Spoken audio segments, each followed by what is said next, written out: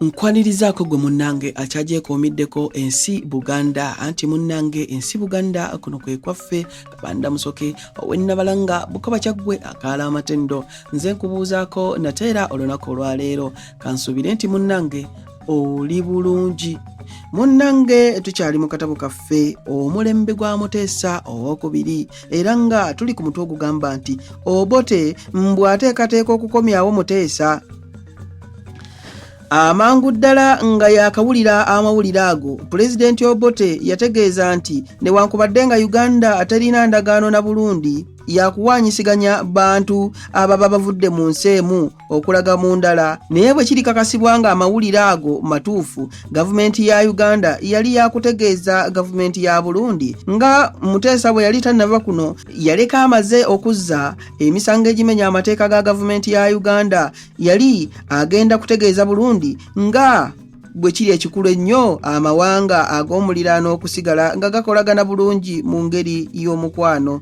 Uganda esuubira nti Burundi n'amawanga amalala agaliraanye gagenda kuyamba gavumenti ya Uganda mu kusaba kwonna kweriba esabye ku nsonga z'emisango ejazzibwa Muteesa. Bagamba nti 10 terikyawa omwo. Dr. Obote bwe yali ateekateeka okusaba Burundi emuddize Muteesa olw'emisango gye yagamba nti yagizza, yo gavumenti ya Burundi nayo mu kiseera ekyo eyali efugibwa Kabaka nga Buganda bwe yali ekola kyonna kyesobola okulaba nga Muteesa atuuka e Bungereza nga abamunoonya tebannamutuukako, era bw'atyo yamala ennaku ntono mu Bujumbura n'afuna ennyonyi eyabatwala e Bungereza nga bayitira mu Brussels, ekibuga ekikulu ekya Belgium. Omulangira Henry Kimera emmundu okutandika okuvuga nga mu lubiri mwali. Oluvannyuma naye yeemulula n'avaamu era yasobola okugenda nga yeekwese okutuusa lwe yatuuka e Nairobi. Muteesa nga tannatuuka Bungereza, Kimera ye yali asoose okutuukayo ng'ava e Nairobi n'ategeeza ab'amawulire mu Bungereza nti Muteesa yali yeekwese mu byalo bya Buganda ng'akuumibwa abantu abatonotono abaali bakyamulinamu obwesige.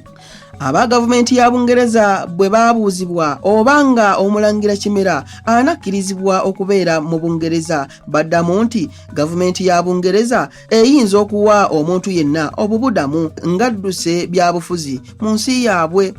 Kyokka kye yali tagenda kukola kukkiriza omuntu yenna okuyima ku ttaka lya Bungereza n'ayiwa olunyata olw'ebyobufuzi ku nsonga eziri mu Uganda. Ekyaddirira ge magye ga Uganda okulumba ebitundu ebirala ne gabiwamba ekikaali ky'omugabe wa Nkole, eky'omukama w'Ettoolo n'eky'omukama w'e Bunyoro. Tewaali muntu yenna yagalwanyisa.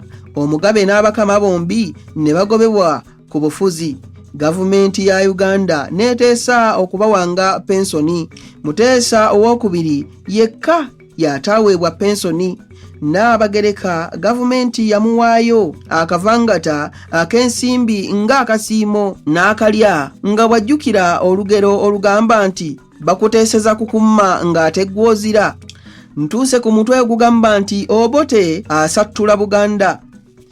Ng'ennaku z'omwezi 10 Juni 1966 Obote yalangirira nga okuva ku lunaku olwo eyitibwa gavumenti ya Kabaka oba gavumenti ya Buganda yali eggiddwawo. Buganda yonna neesalibwamu disitulikiti 4. Esooka East Mengo District era ng'ekitebe kyayo kiri Bombo. Secretary General ye yali BX Kavuma. Disitulikiti ey'okubiri ye West Mengo District nga ekitebe kyayo ekikulu kiri Mpigi. Secretary General ye yali CK Efulu. Disitulikiti eyokusatu ye yali Masaka District ng'ekitebe kyayo kiri ku ssaza e Masaka. Secretary General waayo ye yali AB Mwanje. Ate ng'eyokuna ye yali Mubende District ng'ekitebe kyayo kiri Mubende era nga Secretary General ye yali Sheikh Buwembo. Zonna nga zifugibwa butereevu gavumenti ya Uganda.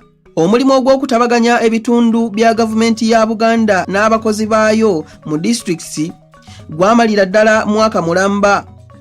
na buli kati bangi bakyesiwala bwe bajjukira nga bwe baalaba ebitabo n'ebiwandiiko ebikulu eby'obwakabaka bwa Buganda ng'ab'amagye babitadde ku nkoomi wabweru wa Bulange empya babyokya.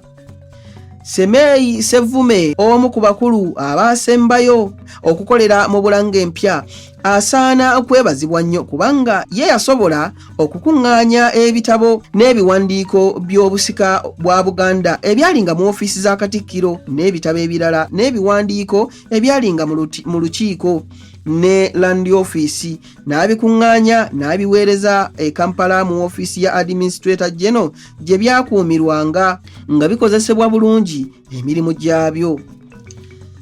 Abange ebyo nno kanjira mbikomya wano, tuddiŋŋana ate mu kitundu ekirala ng'ate nkuwa ebirala. Ayi Katonda kuuma Namulondo.